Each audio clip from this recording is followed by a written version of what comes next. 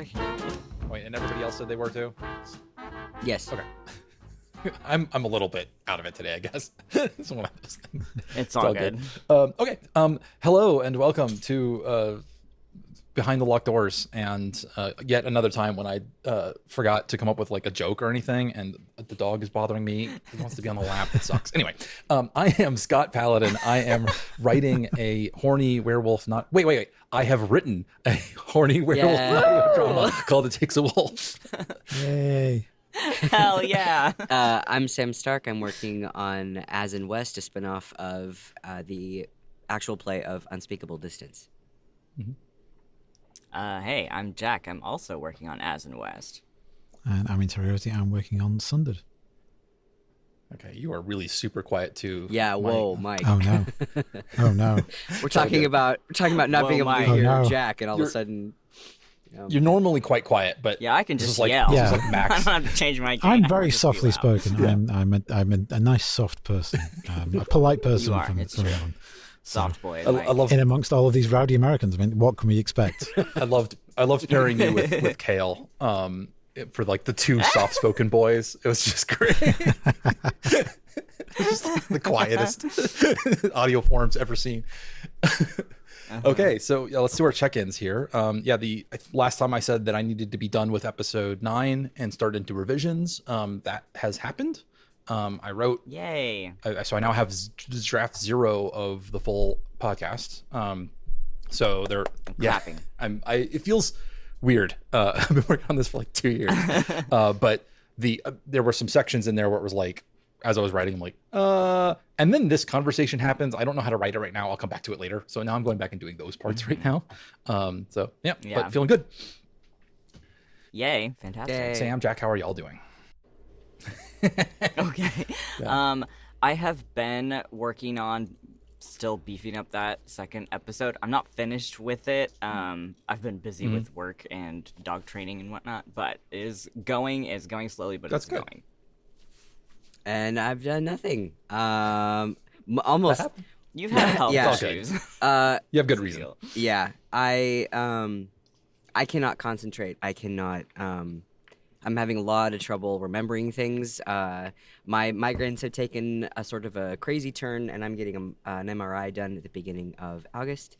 But also on top of that, I do not know where the Walker scene that I owe Jack went to. I'm pretty sure sure what happened was I wrote it on my laptop because I love being able to like sit in comfort on like a couch or like a beanbag chair and like just type in my lap. And I'm pretty sure that I wrote it on the laptop, and my laptop is currently unusable. It like did the laptop thing that inevitably all laptops do, and it just won't turn on. Luckily, my partner is a computer guy, and he is going to extract or whatever magical thing computer guys do when the computer has died, and he's gonna he's gonna dive into the mainframe and he's gonna hacker it or whatever, and Sacrifice a goat over a It's gonna copper enter the bowl. matrix. exactly. Yeah. And so he's going to be able to get all of my stuff off of the computer, but he has to physically do that. Great. And I'm pretty sure that's where it is because I can't find it anywhere else. And I am 96% sure that I actually wrote it. So that is done. It just has not been given to Jack yet. And That's all good. And then I also quick thing that doesn't actually have anything to do with what we usually talk on this podcast, but it's important. My friends, my writer friends, and I are we're putting together an anthology of different kinds of stories with a theme around like corrosion, and I think I've talked about it on this podcast before, but I overwrite and I always go way over the word count, and the word count for our anthology stories I think was 10K. Maybe. Okay. And I did a like 35,000 word novella, and now Classic. because I mean dead space with dinosaurs was really fun, and it just kept going and going. So now I have to figure out, am I going to try and pare this down, or am I going to write something completely new by Saturday? So That's what I'm gonna try and do this week. Classic. yeah. Well, best of Thank luck. you very much. Sending you strength. Mike, how are you doing? I failed completely, and I don't even have an excuse for it. Yeah, I just You wished. don't need an excuse. It was. I think Scott did the most. I think Scott. Absolved the rest of us of any of our sins because he finished a draft. I think Scott stole our energy. I think Scott is some sort of vampire. There's only so much. Like There's a like a vampire. certain amount of competence that flows between us, you know, and like when one person's It's like the Yeah. brain cell, but it's not a brain cell. It's the do Yep. thing cell. executive function. We Yeah. traded around. It's- Executive function. So cell. yeah. Mom said it's my turn with the executive function this, Yep. this week. Yeah. This week it was Scott's turn with the executive function. Yeah, so. I was the back of the queue, I'm afraid. So yeah, couldn't be helped. Just one of those things. Yep, it happens. It just It happens. I mean, you know, the usual suspects. One of the things I'm finding difficult at the moment is I have a day job, which is, you know, obviously very draining. It takes up a lot of time, but I also write for money as well. And the people who I write for money for are like, hey, where's the words you promised in exchange for the money? Where's the words? So yeah, so having those two But- things on top of each other leaves surprisingly little room for writing for your own project. So yeah, Yeah, right. yeah. It's like Yeah, that. sometimes it'd be like that. Yeah. Having a day job. God, I have 2 day jobs, and one of them is teaching at a ceramics studio, and I'm doing 5 classes a week right now, which is kind of a lot. So Jeez. I've just been Yeah. Yeah. Yeah. Yeah. And well, sometimes like even if you physically have the time, it's just so draining, you know, like you know, you're Yeah. having to deal with other people and, you know, the stress. And it's and- fucking hot Yeah, outside. it It sucks. is. Like every time I walk out my house, I'm like, horrible. Yeah. I know. There was a couple of months there where I was like I could take my little laptop out onto the deck and like, or our porch and like write in the evenings when it was all nice. And it's like, oh, this is lovely. This is like, This is so nice. Yeah, this is beautiful. I love going and outside. then it got, Now I'm like, I hate going Yeah. outside. Yeah, What got the all- fuck? got all hot and I'm like, no, the star burns up here. Let's No. not. The sun is a deadly laser, actually. Fuck this. Yeah. I realize that I live in Washington State, and it's not known for its sunshine or its heat. But when it does get hot, it's usually in July, which is right now, and we're not used to it. So like we're not acclimated for this 80-something degree weather, and we're not. Oh, 80 sounds so pleasant to me. Yeah, right now. It's gonna be 100 here today. Exactly. And so like I don't actually know, I haven't paid attention to what the actual temperature is, but when I step outside onto my concrete patio thing, it's like walking into an oven. I'm like, why do I want to be outside? But it has been really nice to hang laundry outside. Like I got to actually dry my comforter in the sun. That was really cool. I brought it back inside and it smelled Wow. nice and it was nice and warm. But yeah, we're just not used to it up here, and we just Yeah. burn so easily, even in just this sort of 80-ish degrees, and it's terrible. It's terrible. Okay, well, so we talked last time about casting calls, but I know that there is some I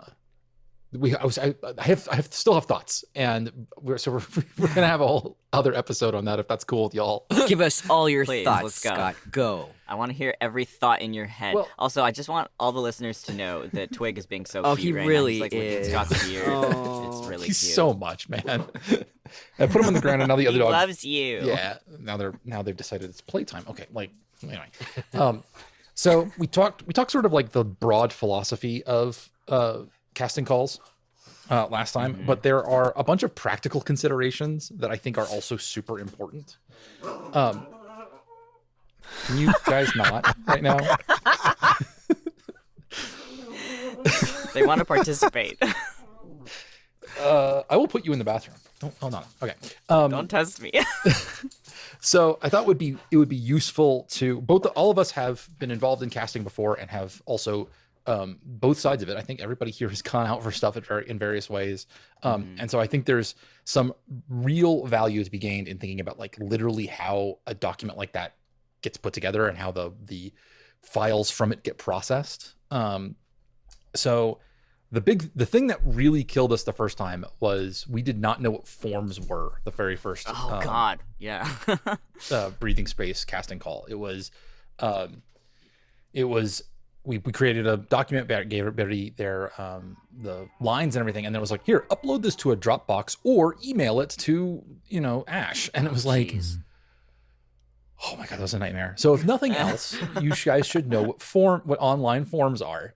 Anybody with a Google account can create a form where you ask questions. So like, what character is this for? What is your name? What is your email? What is your or how can we get a hold of you, please? Please. Please, yeah. The having to hunt people down on that first cast. We actually ran across it later too with even with forms, because people don't fill, like, inevitably one of the people you'll want to cast will have not filled it out right. And sometimes you want them so badly that you go hunt them down anyway. Like, okay, this username looks kind of like this other person who my friend follows on Twitter. Let me go see if that's actually them. Let me send a DM. I was like, yeah. So remember what we said about how actors don't read? Yes. When the instructions are fill out the form, sometimes people go, okay, I won't. Yes. Or they put in, they just fumble information or whatever. That's pretty reasonable. Yeah, just mistype their email or whatever. Yeah. It happens. So I will say, if somebody has really screwed things up, it's maybe not worth it to go after them, because that may be an indicator of how they will be later on. We've learned that one the hard way as well. So yeah, forms are really a killer. On that, you should definitely be, what's the word? You want to get the information you actually want to gather from people is like their name. Often pronouns is good too, because especially in the circles we go through, it's not necessarily evident. So let people tell you that. A good way to contact them, how they would prefer to be contacted is also really good. Like, hey, some people are just email like centric. Some people are Discord heads. Those are all really, it's important information to have when you're trying to wrangle a bunch of cats. And then you can upload files. To this extent, I think this is the biggest problem with Google as using your form base, which is that in order to upload a file to a Google form, the person first has to upload it to their Google account. And then when they submit the form, it moves from their Google account to it gets copied from their Google account to your Google account. Yeah, it doesn't move. Let me tell you from my very, very, very full Google account that it does not move anywhere. Yeah, which means it can mean that somebody like uploads a thing, thinks they finished the form, and then just like walks away. It doesn't hit the submit. I've done that. Or if their Google Drive is completely full, they will not be able to upload even a small file necessarily to be able to send it to you. That is an unfortunate thing. I really like Nextcloud's implementation of forms. I just did it for the virtual tabletop, and it works really well. That being said, Nextcloud is a huge pain in the ass to set up. So I would not recommend, unless you are willing to get into the Linux command line and run it like a sysadmin yourself and like are ready to like screw around in the PHP config files. It's a lot to do. So I think I just jumped straight into the form stuff. Okay. Laying out the actual document is an important part of the process of putting together a casting call as well. You should, that's the way to put this. You want to reduce the number of clicks people have to do to get to the actual lines. This is a thing I've seen badly done in some other casting calls where, for example, you have like the list of characters, and you'll have the like character description, and then there'll be another, like they'll have like the character description or whatever, all that information, and then another click to go through separately 2 lines, and then another one for submitting. Like if you can get those, any way you can figure out to cram all of the information onto one page per character will be huge in order to make it usable for people.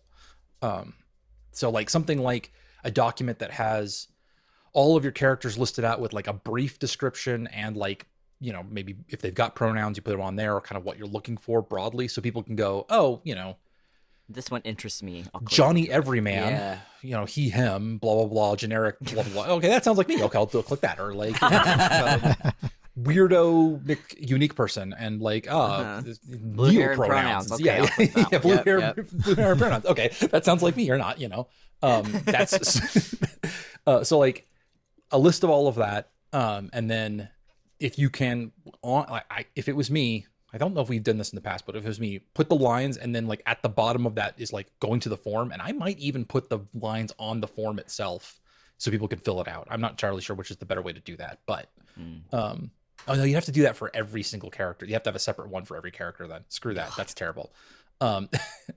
So yeah. I would also thinking a little bit about the layout so that the people have to click the least amount of things, which means they are more likely to actually complete the process of submitting. And like gathering information on your form is great, but if you have 50 questions, there are people who are going to get to question 7 and go, no, never mind, I don't care anymore. Actually, just kidding. Yeah. I So ain't doing all there that. is a balance there. Yeah. So like it's this, you want to put your information at the top. I might even suggest putting, if you've got like things that are the same for every character, like for example, what you should name your file, that's that can be very important for organization in the past. Maybe putting that on every character page might be a good idea. Like, here are the general things. We're just going to repeat them at the top of every single one of these pages for each of the characters. I feel like that's a lot, though. I feel like that's a lot of things. I do a lot. It can be, or like maybe just like the bullet points of the most important things. So they don't have to go back and reference. Yeah. Like again, like file name. As a person, stuff like flipping. Sorry, go ahead. As a person who does a lot of auditioning, it gets really old after a while. With like you said, the clicking for every single thing is very, very annoying. But another thing that's very annoying is the very, very, very long form that has a really, really long description before each character. Like when you have a descriptor that is so descriptive and we want this and this and this, specifically this and this and this, it gets daunting and you're like, oh man, I'm not exactly this. I don't think I should do this character. I know there are people out there that don't give a shit and just audition for everything, but it's still a lot. Like if there's a big long descriptor with a bunch of things before each character, it's kind of like, oh, this is a lot of stuff. So I don't know. I think personally I am of the here is what I need, and this is it. And I love the forms that just have everything that they need right up at the front. What is this project? Yeah. What is it about? Like a quick, just sort of summary thing, and then like an unspoilery summary thing, and then how to do your files and like how you want like titling your email and all those sort of things if you care. And then just go to the fucking descriptions. Just write the lines in the thing. Just go. Because more things makes me go, oh god. Because the other way, like we've been talking about how, you like sometimes we don't want to cast somebody because they don't follow directions exactly. Sure. It gives you kind of a feeling about the people that have been auditioning. I get feelings about people that are doing the audition when there is just so much information and so many nitpicky things, because then it's like, do I really want to work with these people? They're really nitpicky about stuff that maybe might not matter in the audition. And in the audiobook world, it is so tedious to get little specific things about every single thing. When you get higher up, when you're auditioning for Penguin and Macmillan and stuff, they're like, "Here's the book. Here's what you read. This person has this accent. Go." Yeah. And I've noticed that also in voice acting as well. When it's a bigger, like more money project, they're like, "Here's a thing that we're doing. Here's a character. They have a Texas accent. Go." And they can usually parse what they need, by how you follow directions and how you if you can actually read. But yeah, that's Can you read? but that's a thing. Like, can you read? But yeah, I don't know. Sure, Whoa, there's an enormous definitely there is an enormous spider in my booth. Holy shit, that scared me. So, it was just like, hello, I'm just gonna come down from the ceiling in front of your face. Holy shit! Hi, guy. Can you get out of here? Sorry. Nobody was expecting that, Sam. Holy shit! Come on. Maybe I'm sorry. maybe Technical she wants to difficulties for audition 2 something. seconds. Yeah, let What? spider speak. What even is this thing? Holy shit! He wants to podcast. Let him podcast. It does. Yeah. It is large enough to podcast. If it said something, I bet you guys could hear it. Yeah. Out. That's too Here you big. Okay. Trigger warning, Hey, spider discussion at whatever time. Yeah, I'm sorry, listeners. Holy It's all good. shit. He's outside of the booth now. Everything is fine. Please continue. What's up, Scott? I feel like you're about to say Are something. you barking at me?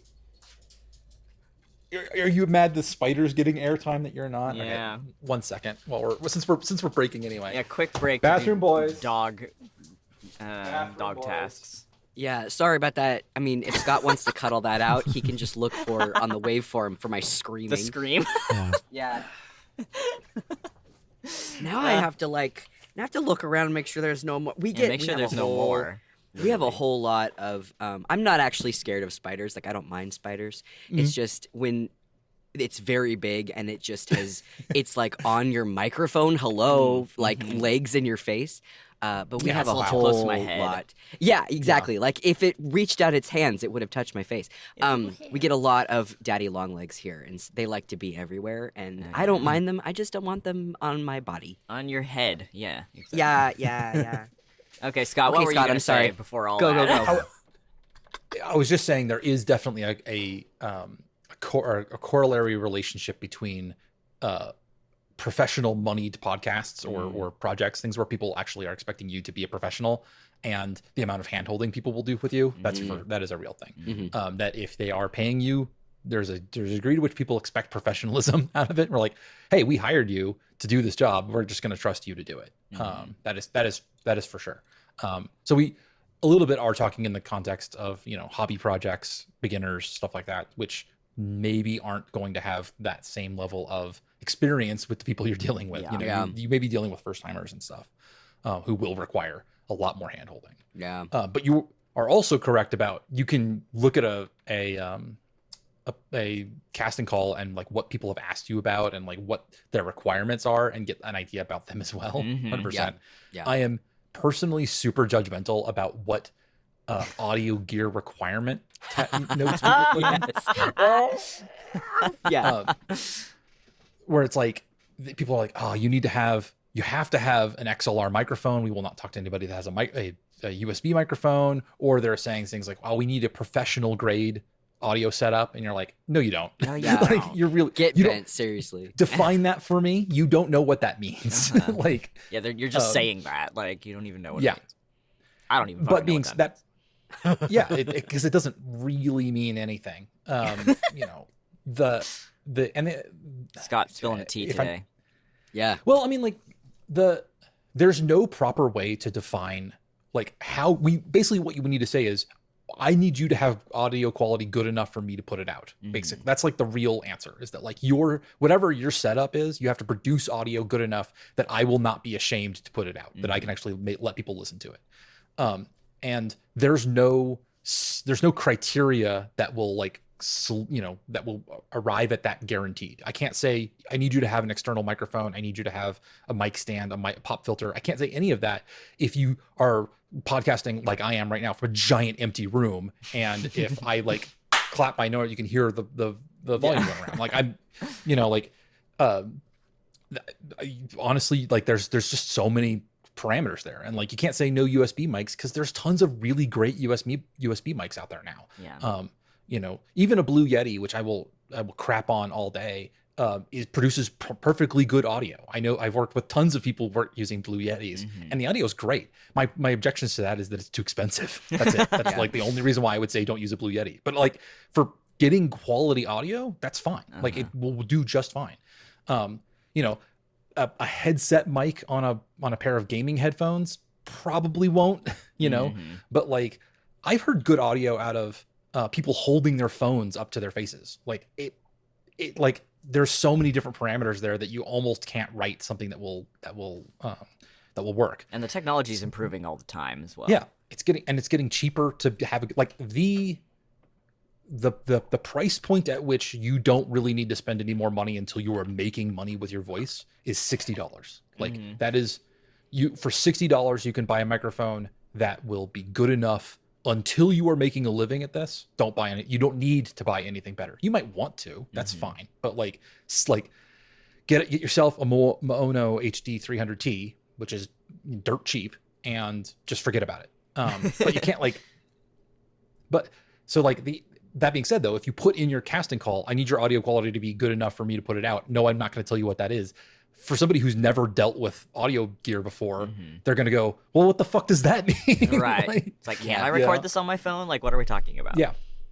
Yeah, so there's cross purposes and stuff like that. Like if you truly expect professionalism from your auditioners, then you can treat them that way. And if you are expecting to deal with a lot of first timers and people who want to try it out for the first time, or who are still new to the game, then you're gonna have to put in more hand holding. But that has its own trade offs and stuff like that. So, And for sure. I'll say I have appreciated when I have seen casting calls that say on them, like right up front, hey, first timers and beginners are totally welcome. We're willing to help you. We're willing to work with you. Don't be shy about putting an audition in for this if you've never done it before. Because I really do think if you are a beginner, which I was not that long ago, when you're clicking into auditions and you're thinking, oh my God, I'm not like good enough at this to do any of these things, it's like very comforting to see that you're not going to be totally dismissed as a possibility just because you don't have experience. Especially for hobby projects. And that's one of the things, especially if you are not paying people, if you're expecting people to work for free. I mean, like, work is the wrong way, but like you're going to collaborate with people to produce something together without money being involved. It's not monetized. Then like I will say you probably do need to expect to work with newbies, and will probably need to do some handholding. That's a really valuable thing that hobby projects and non-monetized, things that people are doing for fun, that gives people experience, gives them confidence, lets them try it out.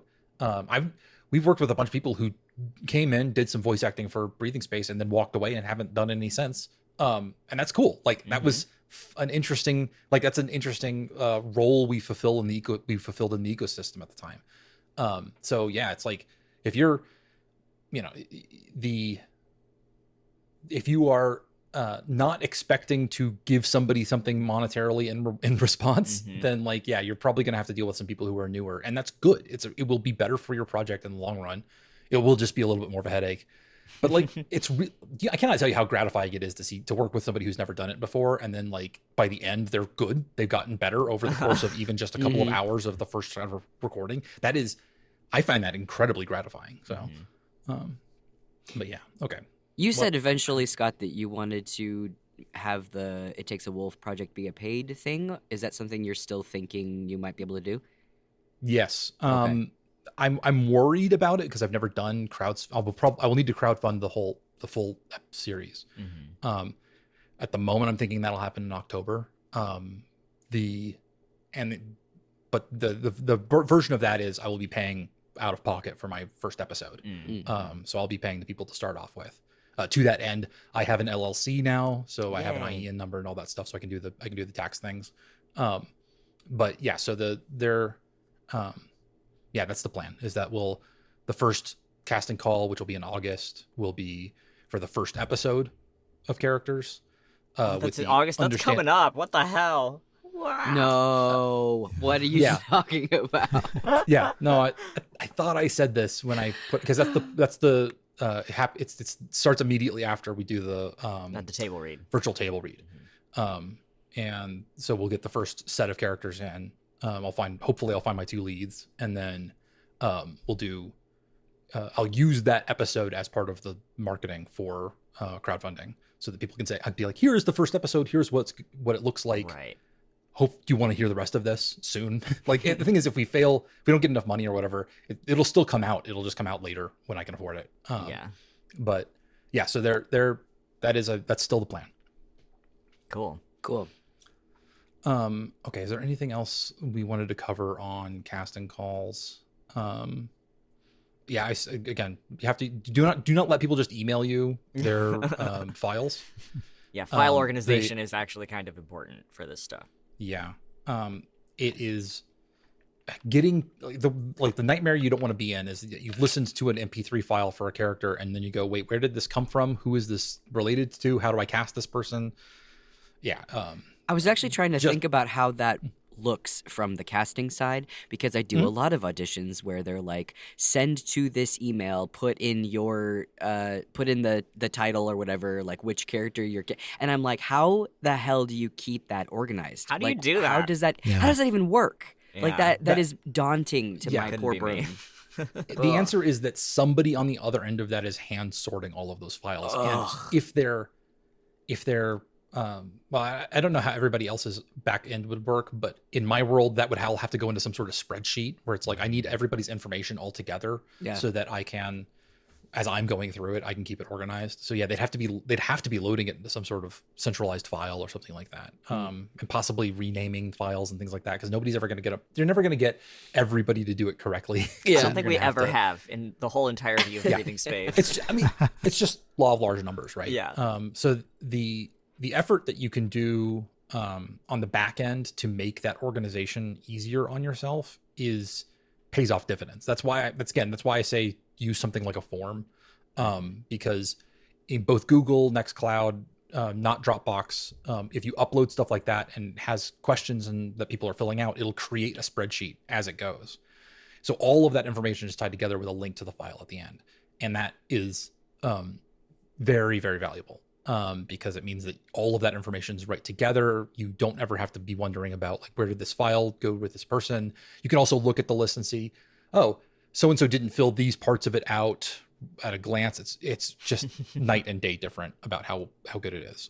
Now the trade-off on that one though, is that like email is probably the most accessible way to send a file, right? Like if it's a small file. So there are going to be people who don't have a Google account or aren't willing to work with your form or whatever. Like, I feel like losing the people who are unwilling to do that is probably worth the amount of man hours it saves on the back end of like trying to sort through everything. But I mean, to the point where that is so important about like, and by the way, you can treat your casting call a little bit like the dry run for how you handle files for the actual production. Sure. Because if you're using forms, or if you're using Dropbox, or if you're having people email you stuff or whatever like that, that is all of those same processes and workflows all translate perfectly into managing those files. And that is a not insignificant amount of time that somebody is going to have to invest in the back end on the actual production too. When people send you files, what episode is this for? Who is it? What character is it? Which session who or does whatever. it get passed to? Yeah. What session, what line, like all of that back end stuff. Like, we've had times where it was just somebody's not whole job, but like that was 4 hours a week or whatever of that, of somebody just going in and moving files around. Sam, do you remember when we were trying to gather all the files for Gospel of Judah? We were like, Oh, good Lord. where the hell are any of these Oh, fucking my God. files? Yeah. That was operator error. That was a lot of actors putting them in the wrong files. Yeah. Yeah, or like, Absolutely. naming them slightly the wrong thing. Naming them or- slightly the wrong thing. Exactly. Oh, yes. Yeah, that's a quite, yeah, like down to the point where I think that I'm still paying for my Riverside subscription, even though we haven't been using it for a long time. In part of that was just because I forgot to cancel it, but also because I know I'm going to go back to it. I really, really think for any simultaneous recordings, I'm going to use it for It Takes a Wolf, because like the ability to just go in and grab all of the file, like, oh, here is everybody's thing. It's already uploaded. They don't have to do anything. We still may want locals with backups and stuff like that. That's really good. But like being able to just go in and get perfectly good quality files that are they're already tied in, and it's okay, well, I know what session this is because it's in the session Riverside. That's so nice. Yeah, it's in nice. Riverside and all Yeah. that. It's all synced and everything. Wow. I'm very sorry. On This Breathing is my Space fault. No, it's good. Poor Sam's it's fine. computer just blows up every time we try to run Every Riverside. single time. I'm on a desktop now, though. So next time we get together, Riverside. Yeah, we should try it. There's a tool out there called Craig, Craig. which is the Discord version of this, where it's a bot that comes in and it'll record the actual Discord call for if you're going to be doing synchronous recordings that way. But there's also a web component, that's the same back end as another tool called OnWeCaster. Both of those I can like warmly recommend. I wouldn't say they're the best thing in the world, but they totally work. They do the And there is absolutely, the quality on that stuff is not exactly the same. You're not going to get bit for bit the same as if somebody did a local recording and then uploaded it, just for compression reasons and back end stuff. But for 99% of people, it is good enough. Like the only, like there's, you could just use those recordings. And the fact that, again, all of those files would be in the same place and they're already synchronized, is enough of an improvement that I would recommend it for anybody who is not just an incredible, like, golden eared audiophile kind of person. Like it is good enough that you can just totally use it. It's, especially if you're using the web app, not the Discord stuff. The Discord stuff has way too much compression in it for most purposes, but the like web app version of it, 100% good enough. And it would save, and like, it's easy to discount how much trouble it is to go look for files. Yeah. I mean, you could hire an entire person to just go through the raw audio files, do the syncing and like putting it together, and then like cutting the takes, like all of that. Yeah. That's for a single 1 hour episode of something, that's 4 or 5 hours of work, maybe, if you're really going back through and listening to everything. Because that's how much time it takes to record. And unless you're like listening at 2x speed, which you can do, but like cutting things out and stopping to pause and rearrange. Yeah, it's a huge amount of work. That's what I did for Shelterwood for every single episode. I listened to everything. Sometimes I listened to it twice. Yeah. It's just a lot of hours, man hours. Yep. It is. Yep. It is. And that same stuff happens on the back end of casting calls as well, where you're just getting all the files together, getting the, things, putting the form letters together of rejections and acceptance. Like, and we've decided to, kind of, like, that's, do not discount the amount of work all of that takes, for sure. I am interested. All of you have been involved, or at least witnessed the casting process on Breathing Space. The actual, like, hey, we've now let the gates open and we've let our directors in. And I am curious to see how you guys felt about how that process actually go. Like the actual, okay, we've got all the casting in. Now we've got to get our people. How did you feel about that process? I loved it. I thought it was so fun. I don't know, the whole casting process, at least for Breathing Space, by the time I was on as someone who was doing casting, was a lot more streamlined, I imagine, than it was at the beginning.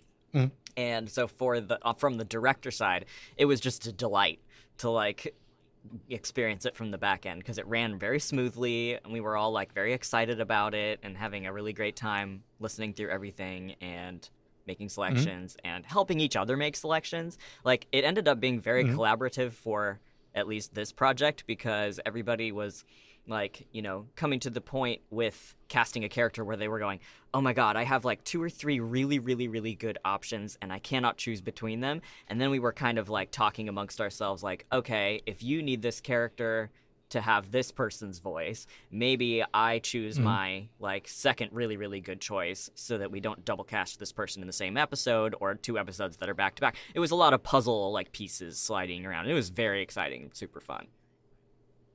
How about you, Mike? I kind of remember the first one that we did. Which season? Season 3, I guess. The first one I was involved in as a writer and a director. I kind of envisioned that whole process as kind of being like the trading floor of a stock exchange. Yeah, kind of. like all the auditions were released, where everyone was racing to try and listen to as much as possible in the fastest possible time, because we knew that if we could get our choices in early, we stood a better chance of getting our first choices actually kind of cast, because invariably the good people would be auditioning for multiple roles, and there would be other people hungry to get them as well. And I remember kind of being in that process and being at a slight advantage because of where I was time-wise in the world. I'd finished work, I think, and I was able to kind of get things done. But like, I was waiting up late at night, having put my options in, waiting to see who else would be choosing stuff. And I remember, Scott, you coming in with your choices, and I'm going, Scott, just stop choosing all the people I want for my episode, Stop please. it. I want them. Just no. Get out of here. Please, God, no. You can't have all of them. You can't. And the thing is, at the same time, I'm feeling that exact same way about everybody else, being like, Ash, you gotta let me have people. Mike, you gotta let me have people. Well, and sometimes it does turn out that you cast someone more than once because they just do a really great job, and you have multiple parts that are really good for them. The I'm saying I can't, Sam. I'm sorry, I can't remember if you were actually a casting person or not at any point. On Breathing I Space. the very very first thing I ever auditioned for in the VO world was Mike's episode. So he was the Okay. first person to ever cast me in a voice acting thing. Damn. Right. I'd come from audiobooks, Right. and so yeah, it was season 3 in Breathing Space. Yeah. But I just don't. I was like, I remember you being in the background. You were in the background because you were an editor, I think. Yeah, you're still like, I'm like, Yeah, I editor. don't think. I think you were just editing. Yeah. Okay. Well, so you at least saw some of that, probably in the flurry Yep. of messages that Yep, would happen yep. on those days. Yeah, that is a thing. There's that horse race mentality a little bit of like the gates have opened, we all have to go. Like literally by season 4, I think I took the day off of work so that I would know I had time, because again, there was a time component. Now, if you're running a project on your own and there's only you and maybe a collaborative team where you're not doing a big anthology where there's 7 writers, director people, all that's probably an aspect of casting that does not exist in other projects. It's probably a very much a Breathing Space anthology thing. That being said, I look back at that and I'm like, man, I wonder if there was a way we could have made that feel less pressure. Well, yeah, I know, it for was the directors. super, the flurry of activity was real, and I do feel like that's a bummer for the people who are like, I am stuck at work until XYZ time. I cannot even open my files until 6 hours after everyone else has gotten access to them, whatever. Yeah, so it's hard to balance the fun and excitement of doing it all together, and then also making it not feel like there's a big time pressure, and also making it nice for the actors who are waiting to hear back whether they've been cast or not, and getting those decisions to them as quickly as you can, but still giving yourself time to consider and make good selections. I would, Yeah. and I would recommend that you definitely give yourself more time. There was a feeling of a 24-hour turnaround on Breathing Space that we're going to get it done. That is even if you're working on your own and you can do it that way, I would say give yourself a little bit more Just to time. sit with your decisions. Where you say, Unless you are Mel. If you're Mel, you get it done in a couple of hours, and everybody knows, and everybody gets their emails the next morning. But if you're not Mel, then don't do it like that. This Take is a little real. more time. Yeah. I mean, I'm like, look, if you're I say this with all my love in my heart, but if you're a freak, then do what you want. Mel's built You can't be different. influenced by me. Right. Yeah, if you're built different, if you're better than the rest of us, but I would say that my recommendation, if your worldview can be breached by my advice, I would say give yourself a little bit of extra time to go back and listen to the stuff and shuffle through things so that you don't feel the pressure. Now, there was a real electric excitement when we were doing those casting calls, which was cool, but I would love for a feeling of these things going a little bit more methodically in the future. And then there was a second thing I was going to ask about. Oh yeah. Okay. So we also had an unofficial policy at the time. I don't know if we really talked about this, but we didn't we discouraged people from going in and listening to stuff as it came in. It was mostly a listen to stuff when it comes all together. That was a guidance that I gave at the time, because I felt like familiarity breeds, love a little bit. So if you listen to a audition once or twice or 3 times before you make your decision, the ones you listen to more, I feel like are going to get a little bit more bias. And that bias is people who get their stuff in immediately. If there's more time for it to sit in the queue for you to listen to it, then there's more of a chance for you to build a relationship with that audition, whether or not it is the best one or not, versus somebody who puts in it, 11:45 right before the thing closes. Which is by the way, 80% of the ones. Many of the auditions It really come in is. the last 24 hours every time. It's harrowing. It's harrowing. And then there's the whole closing the casting call early, which is a thing that happens a lot. It's to the point now where there are little dev studios and little indie places that are their slogan or their logo or whatever, we guarantee we do not close our casting calls early. And that's oh my gosh, that's so amazing. It's That's a crazy. thing that doesn't happen. It's crazy. And so if you can hold off, if you can have the intestinal fortitude to not listen to all of your stuff before it comes in, you don't run the risk of closing your casting call early, which is such a shitty thing to do, in my opinion. Yeah.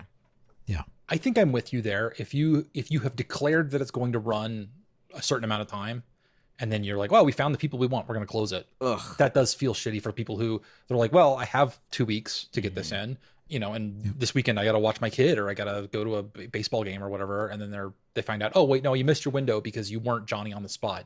Yeah, that sucks too. I think I'm 100% with you on that one. Yeah. So if you are in the background of working on a casting call, I would suggest not listening to stuff until they're all in.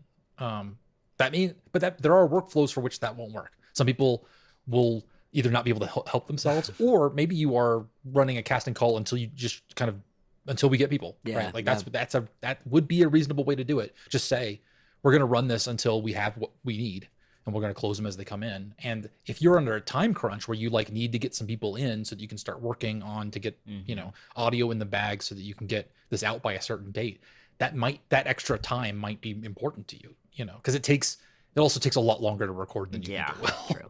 Well, and I'll say this too quick. When you are running a call for a specific amount of time and you've told people you have this long, blah, blah, blah, sometimes you get really good auditions the first day that it's open, and sometimes you get the absolute best one you've ever heard 15 minutes before the call closes. Like, you don't know if the audition that you heard 3 days into the 2-week thing is exactly the one that you want until you've heard the ones that came in 15 minutes before it closed. Sometimes the people who get in at the last second do an amazing job, and if you miss those people because you closed your call a week early, you'll never even know. Like, that's just kind of a bummer. Yep. Yeah. Okay, we've been at this for a little while. Let's go ahead and okay. Is there any kind of takeaway we have this? I think we all agree: roll your casting call as long as possible and leave it open as long as you say you're going to do it. And do whatever you can, even if it's not stuff that we've suggested here. But if you think of some brilliant way to manage files and make it easier for you on the back end to sort then through tell everything, us about it. do it and then tell us if it works, because that's valuable knowledge. And other than that, I think everything else is just consider consider what it is to if you're making a casting call, consider how it is to be the person doing that. The submissions, think through what it would be like to fill out 50 questions, or think through what it's like to click through a bunch of things, or look at a page and go, if I was an actor, what would I want to see? If you on this know page? an actor, have them read it over for you before you publish it. Mm-hmm. Yeah, that's a really good idea. Yeah. Okay, let's do our goal setting. So 2 weeks from now will still be before the thing, I think. Yeah. It'll still be sometime in sometime July. Sometime in July when next we meet. So in that case, I'm going to have the first broadest set of revisions on all of my episodes done probably by this weekend. Hell yeah. Because I only got one left. So then it goes out to a bunch of readers. Yay. So Sam, I know you said you were going to do it. Don't worry too much about it. I know you've got stuff going on, because I've got some other people I'm going to send it out to. And that'll get my first broadest feedbacks from people being like, hey, you should rewrite such and such. That'll be great. So I want them to Scott Paladin me and tell me I need to kill all my characters at the end. So that's the plan, is I will have sent, those will all be out, and I will hopefully have gotten some of them back. And other than that, I'll just be working on line readings and stuff. Cool. Oh, and I need to have probably start, I guess by then I'll probably have started telling people about the virtual table read. That'll go out and saying, hey, we're doing this, try to get people to show up to it rather than just the actors. I mean, we'll have fun if it's just the actors, but I'd love if there were some people in the audience. That'd be cool. Well. Yep. Yeah. So that'll be my tasks, is start marketing that, and then also get my revisions done. My goal is the same as last time, which is still finish filling out episode 2. And Sam, your job is to take care of your health and relax and take it easy. Yes, 100%. But also, I do have to get that Dead Space with dinosaurs either rewritten or a new thing by Saturday, because that's the deadline for my own anthology that I'm one of the heads of. But I also am going. I'm also going to get on my partner about Oh yeah, getting the stuff spelunking off of the your laptop, dead so I laptop. can so I can get you the Walker and bot. Yeah, it'd be cool if conversation that I wrote we for could the beginning of the other episode. Right, if we could deliver the like completed longer draft of that by 2 weeks from now, that would be rad. That is mostly Yeah. on me to finish doing that, but yeah. If we could have the draft of episode 1 and 2 like pretty much done, like doesn't have to be Yeah. perfect, and then maybe hand it off to another person to read and just see how it feels, that would be, That'd be amazing. sick. Yeah, I have like a couple of like small line dialogue edits I would like to make in the first like chunk of stuff too. So and same with you, if there's like stuff you're like Wes wouldn't say that, like we can kind of make those little edits too, and then hand it off to somebody. That'd be cool. It would really, I would love at least the first episode to get it off to somebody who's never like looked at it before next week, and just see how it feels to somebody else who hasn't been looking at it for months. How about you, Mike? Well, I mean, first one, the obvious one is make any progress whatsoever. Like I'm going to be kind to myself. Like, if I write a couple of words, I would consider that homework done. Like I did it. Like I need to kind of get back on the horse, so I'm going to make it as gentle as possible. And secondary goal is to remain like a solid form at all possible during the heat wave. Like try not to become liquid, because that really does interfere with the typing process. Like I've messed really up so hard many to type keyboards. Finger bones, man. Yeah.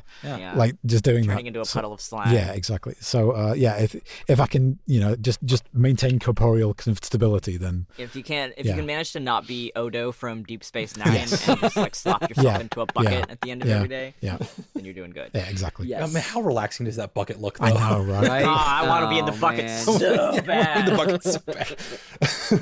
Okay, well, on that note, bye-bye. Bye. Bye. Bye.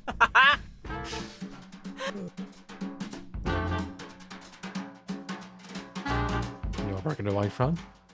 You want to bark into the microphone? No? Okay, well, that's all right then. So thanks for joining us this week. And if you want to learn more about the podcasts and projects and all that stuff, then you can head over to www.library.horse. Or if you want to give us a little bit of money, help us make these things, then go to patreon.com/cursed knowledge. You don't get anything for it. You just, put some green in our hands so that we can make some projects. Anyway, later.